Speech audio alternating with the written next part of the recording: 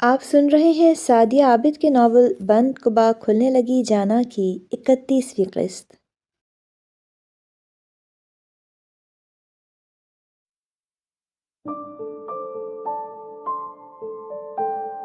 فضیل، ارہم کو کیا ہوا ہے؟ وہ ٹھیک تو ہے نا؟ وہ روم میں داخل ہوا تو وہ جائے نماز تہہ کر رہی تھی۔ آہٹ پر متوجہ ہوئی اور بے قراری سے اس کی طرف بڑھی اور اس کا سرخ متورم چہرہ دیکھ کر اپنی ازلی سادگی سے بولا تھا، وہ ٹھیک ہے، خدا کا شکر ہے، اس نے ارہم کو کسی شدید قسم کے نقصان سے محفوظ رکھا ہے۔ اس کا نرم لہجہ فوار کی طرح تھا، اس کا جلتا وجود شعلوں میں گھرا، دل کچھ پرسکون ہوا تھا۔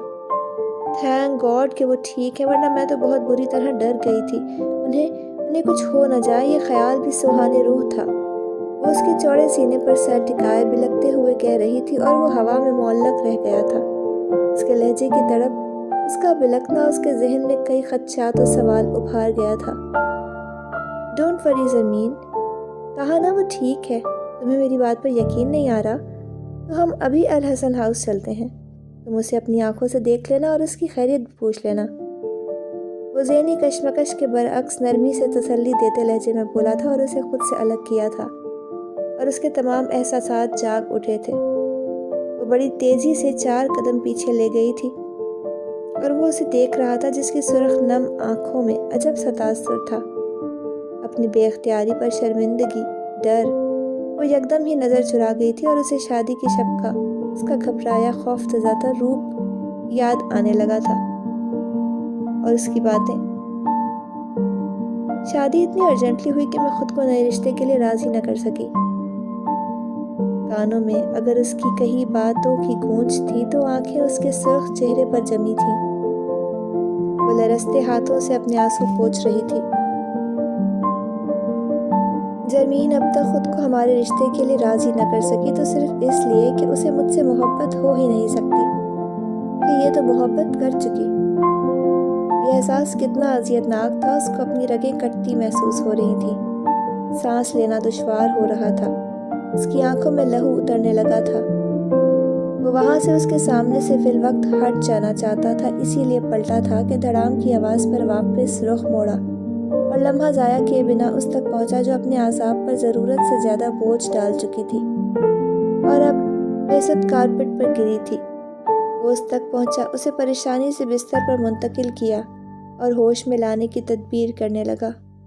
فضیل، I'm sorry، میں آپ کو دھوکہ نہیں دینا چاہتی تھی، مگر میں قسمت کے آگے مجبور، بے بس ہو گئی تھی۔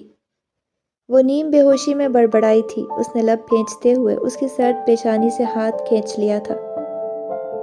میں اس کے لیے شاید تمہیں کبھی معاف نہ کر پاؤں، اس کے آزردہ متورم چہرے کو دیکھتے ہوئے بڑبڑایا اور ڈاکٹر کو کال میں ڈالنے لگا۔ مما کی جان، کچھ کہو تو بات کیا ہے؟ کیوں اتنے مضطرب ہو؟ وہ ماں کی آواز پر چونکا جبکہ اس کی سرخ آنکھیں انہیں تڑپا گئی تھی۔ زندگی میں کچھ موڑ ایسے آتے ہیں کہ انسان اپنے فیصلے لینے پر مجبور ہو جاتا ہے جن کا تصور بھی نہیں کیا ہوتا۔ اسے لگا تھا کہ اس کی ماں اس کی کسی تکلیف سے انجان نہیں، حنین کے لیے تمہارے جذبات سے آگاہ ہوں، اسی لیے نہیں چاہتی تھی کہ بھائی صاحب حنین اور تمہاری شادی کی بات کریں، مگر انہوں نے ایسا بہت مجبور ہو کر کیا ہے۔ اپنے ماموں جان کی بات رکھ لو۔ فریدہ کا لہجہ شیریں اور سنجیدہ تھا۔ پلیز مما، خدا را چپ کر جائیں، اس کے لیے اپنے احترام و جذبات کے مطلب نہیں بدل سکتا۔ آپ سب کیوں مجھے برزخ میں اتار دینا چاہتے ہیں؟ وہ چیخ پڑا تھا۔ تمہارے جذبات کچھ بھی رہے ہوں، مگر یہ بھی حقیقت ہے کہ حنین سے شرعاً تمہارا نکاح جائز ہے۔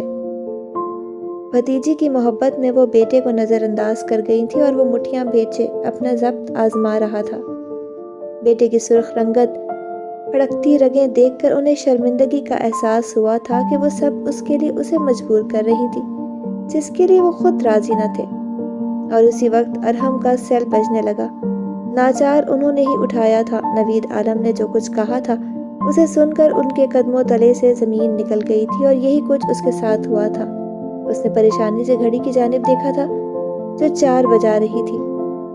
آپ فکر مند نہ ہو، حنین کو کچھ نہیں ہوگا۔ وہ اپنی حالت بھلائے باہر کی طرف دوڑا تھا کہ یہ بات پریشان کن تھی کہ حنین اب تک گھر نہیں پہنچی تھی۔ اس وقت وہ یہ بھی فراموش کر گیا تھا کہ رات کو ہی نہیں، کچھ دیر پہلے بھی اس نے برتھ ڈے وش کرنے کو فون کیا تو اس نے کال تک ریسیو نہیں کی تھی، اور نہ ہی اس کی خراب طبیعت کا سن کر حال احوال دریافت کیا تھا کہ نوید عالم کے فیصلے نے اسے حنین سے خائف کر ڈالا تھا، جبکہ اس کا کوئی قصور بھی نہیں تھا۔ آپ سن رہے ہیں سعدی عابد کی قلم سے لکھا ناول بند قبا کھلنے لگی جانا۔ چینل کو ابھی تک سبسکرائب نہیں کیا تو ابھی سبسکرائب کریں اور بیل نوٹیفیکیشن کو آن کر لیں تاکہ ہر نئی آنے والی قسط کا نوٹیفیکیشن آپ کو بر وقت مل سکے۔ شکریہ۔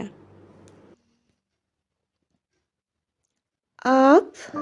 گاڑی رکی تھی اور اس کی کچھ سمجھنے سے پہلے ہی ڈرائیور گاڑی سے اترا تھا اور بیک ڈور کھول کر جو شخص اس کے برابر آن بیٹھا تھا اسے دیکھ کر تو اسے خوف سے اپنا دل بند ہوتا محسوس ہونے لگا تھا، جبکہ وہ اس کے حسین چہرے کو تکتا دو ٹوک انداز میں بلا توقف کے بول اٹھا تھا، حنین عالم، میں تم سے محبت کرتا ہوں اور شادی کرنا چاہتا ہوں۔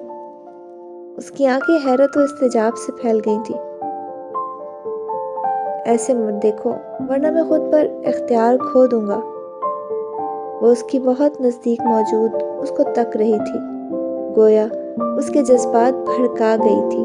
اس کا بہکا بہکا انداز اس کے وجود میں سنسنی سی دوڑا گیا تھا۔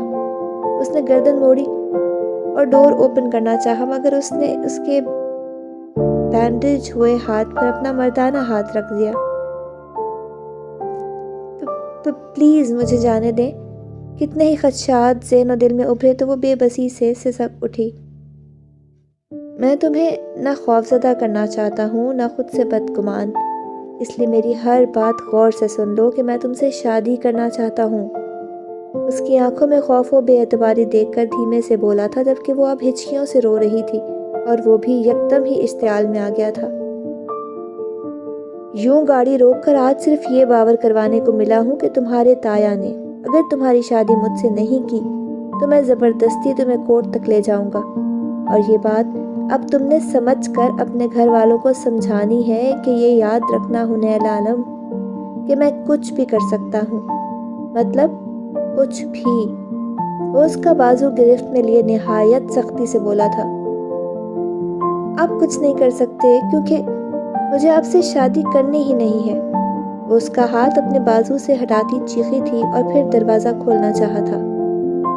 مجھے چیلنج مت کرنا حنین عالم، تم مجھے جانتی نہیں ہو کہ اب تک صرف تمہاری بدتمیزی تمہاری محبت میں برداشت کرتا رہا، یہاں تک کہ تھپڑ بھی بھول گیا، وگرنہ کسی میں اتنی طاقت نہیں کہ میرے سامنے ٹھہر سکے۔ بازو ایسا کھینچا تھا وہ ایک جھٹکے سے اس کے سینے سے آ لگی تھی۔ اس کی آنکھوں میں سراسیمگی سی اتری تھی، مگر وہ اس کی دگرگوں حالت کو بھی نظر انداز کر گیا تھا۔ تمہارے سامنے کمبخت دل کیا جھکا، میں پوری ذات سے تمہارا غلام بن گیا، تمہارے عشق میں پاگل ہو رہا ہوں، اور میرے پاگل پن کو تمہارا گریز کس قدر بڑھا دیتا ہے یہ تمہیں اندازہ نہیں ہے، اس لیے اپنے اور میرے لیے خسارے نہ چنو حنین عالم، اور اس عشق کے غلام کی غلامی اختیار کر لو کہ میں نہیں چاہتا کہ میں عشق کے ہاتھوں کچھ غلط کر بیٹھوں۔ وہ اس کے حصار میں مچلی تھی اور اس نے جذبات کی رو میں بہکتے ہوئے اس کی پیشانی چوم لی تھی۔ بچی نہیں ہو کہ اب اس سے زیادہ کچھ سمجھاؤں، امید ہے کہ تم اپنے گھر والوں کو منا لوگی، کہ تم نہ کر سکی تو میرے لیے کچھ مشکل نہیں ہے۔ اس نے ایک نظر اس کے لرزتے وجود اور کانپتے لبوں پر ڈالی اور گاڑی سے اتر کر لمبے ڈگ بھرتا نکلتا چلا گیا، اور اسی وقت وہاں ارحم کی گاڑی رکی تھی اور وہ ارحم کے سینے سے لگی یوں روئی تھی کہ ارحم کو اپنا لہو پانی ہوتا محسوس ہونے لگا تھا، مگر وہ اسے چپ کروانے کی ہمت خود میں نہیں پا رہا تھا کہ اس نے ماہ کنان کی گاڑی دیکھی تھی، اس کی دگرگوں حالت اس کے سامنے تھی، اور وہ ایک ایسا فیصلہ لے گیا تھا جس نے اس کی روح جسم سے کھینچ لی تھی۔ آپ سن رہے تھے سعدی عابد کے ناول بند قبا کھلنے لگی جانا کی 31ویں قسط۔ اگلی قسط کے ساتھ انشاءاللہ بہت جلد حاضر ہوں گے۔